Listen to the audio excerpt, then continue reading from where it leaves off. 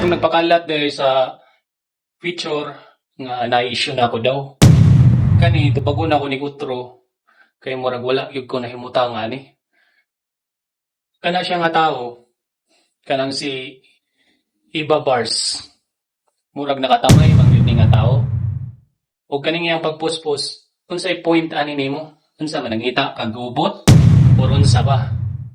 Abi ninyo, bisag unsa ba ninyo gimuhimo og mga istorya para ihatod sa akong asawa para sa akong kadautan. Ha?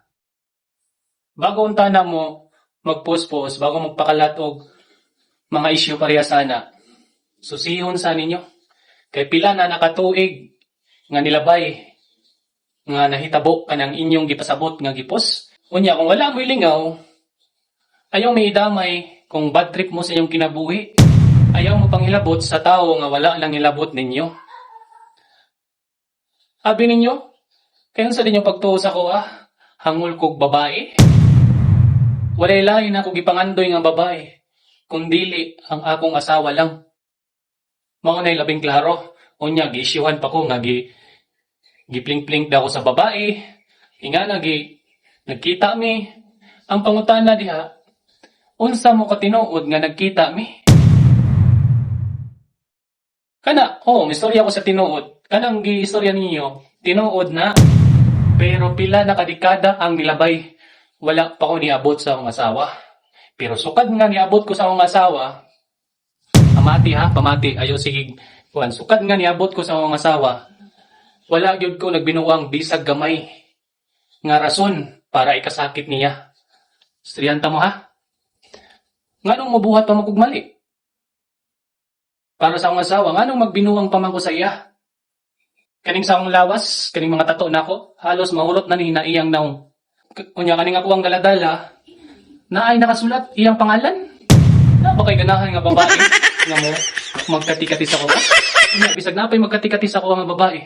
Kay kaning akong junior, dili gyud nimo tindog. Tindog na ni sa akong asawa. Ambot na lang yun ninyo, makatawa na lang yung gani. Shout out ko kanang mga marites diha nga gaistorya-istorya para sa ikadaot nako sa akong asawa ug labi na sa among dungog. Kami naning kamot rami sa among negosyo para malambo mi ug malayo sa mga dautan ug unsa pa diha. Abi ninyo, bisag wala pa nakalarga akong asawa, wala gyud ko nagbinuwang sa iya. Istoryahan ta mo gamay pa ko, gina-idol na nako siya. Siya ang akong pangandoy nga pangasawon ako. Unya binuangan ra. Dili ko parehas sa uban tao. Nga dili kabalo makontinto sa usa ka tawo nga maayo sa ato ug nagmahal og tarong nato. Mao nay klaro. Kamatayon lang ang makabulag sa mua. Ug kaya nako pakamatyan na akong asawa. Ug dili pa ko ganahan nga naapoy maghilabot sa akong asawa kay magkamatay gud ko.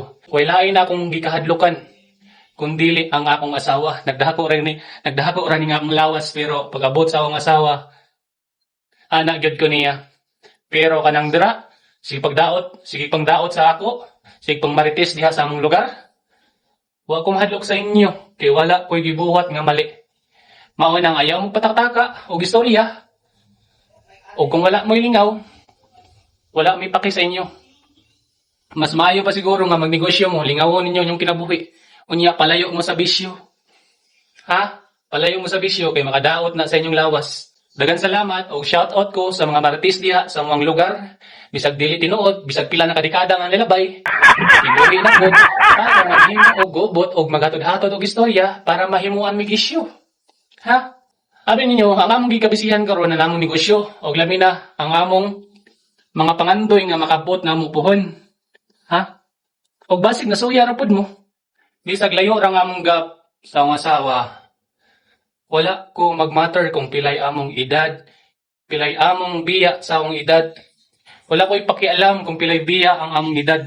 Kay unsaon man lagi nato nga na-inlove man si Mano. Kumana mo. Bitaw, kailangan is lang dadanan na. Ano ra na kasimple, ayaw mo magpatakaw istorya. Di na ako magtakas og istorya, basta. Kay wala ko nagbinuwang sa usawa, nagtinarong ko. Unya wala ko nagpling-pling sa lain babae kay dili nimo utog si Junior. Salamat.